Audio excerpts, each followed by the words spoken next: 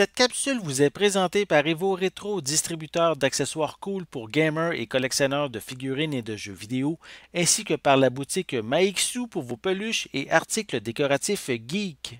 Bonjour, Gilles ici pour Ciné Techno. Je vous parle du Blu-ray de A Place in the Sun ou Une place au soleil en version française.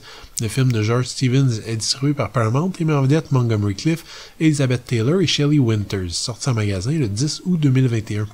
George Eastman est un jeune homme issu d'un milieu pauvre qui décide d'aller à la rencontre de son oncle, riche président d'une grande entreprise. Il se voit offrir un emploi et s'éprend d'une jeune employée, mais lorsque George tombe sur Angela Vickers, sulfureuse jeune femme de bonne famille qui représente tout ce que George a toujours désiré dans la vie, sa conscience commence à le tourmenter. Même si la reconnaissance publique et critique est un des objectifs premiers d'un réalisateur, il faut admettre que parfois une réputation en or peut rapidement jouer contre nous. L'histoire de l'art a cette drôle de particularité que les regards qu'on pose sur une œuvre changent avec le temps et que la façon dont l'histoire juge d'une œuvre dépend largement des valeurs et des codes de la société contemporaine. Des exemples faciles, disons, au cinéma sont ceux dont la réputation a changé très rapidement. Des titres comme Shakespeare in Love ou Le Crash de Paul Haggis, qui sont sortis en salle auréolés de critiques glorieuses, qui ont reçu l'Oscar du meilleur film et dont la réputation aujourd'hui est assez terrible. Le cas de A Place in the Sun y ressemble très légèrement, sauf que le film de George Stevens, qui a été adulé à sa sortie et qui a vraiment frappé de plein fouet le public à l'époque, a vu sa réputation diminuer au cours des décennies suivantes. Il faut dire que le parti pris du scénario était de mettre au goût du jour le drame moral du roman de Theodore Dreiser, humblement intitulé An American Tragedy. Sauf que le goût du jour, c'était en 1951.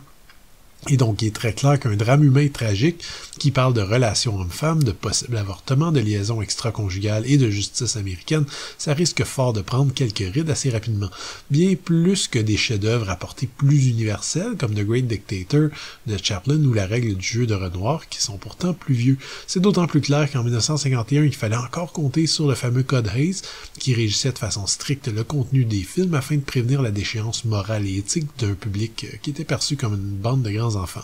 Avec le temps, suite à son énorme succès public et critique et suite à ses 6 Oscars, dont celui de meilleur réalisateur, on a souvent vu A Place in the Sun comme un drame un petit peu vieillot, bien de son époque, le genre de film romantico-dramatique que papy et mamie aiment bien regarder. Une relique d'un autre temps qui vaut surtout pour la présence d'Elizabeth Taylor, alors âgée de 17 ans, au casting.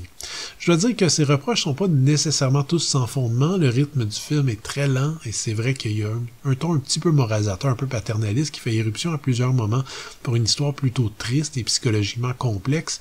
A Place in the Sun utilise l'approche qui est typique au cinéma américain à base de grands moments d'émotion, de mélodrame, de rebondissements théâtraux et de dialogues pesants. Mais c'est quand même une des caractéristiques de l'âge d'or d'Hollywood, et il est clair que A Place in the Sun se veut une œuvre profondément américaine dans sa conception. Même si vous adhérez moins à l'histoire, un petit peu datée par moments, il reste des qualités impressionnantes au film. Il y a la mise en scène de George Stevens, premièrement, qui alterne des compositions fixes, calculées, intelligentes, et des effets de montage parfois surprenants, notamment une ellipse temporelle de nuit lors d'une rencontre entre George et sa copine. L'ensemble est rehaussé par une photographie précise, une envoûtante partition de Franz Waxman, qui a d'ailleurs obtenu l'Oscar.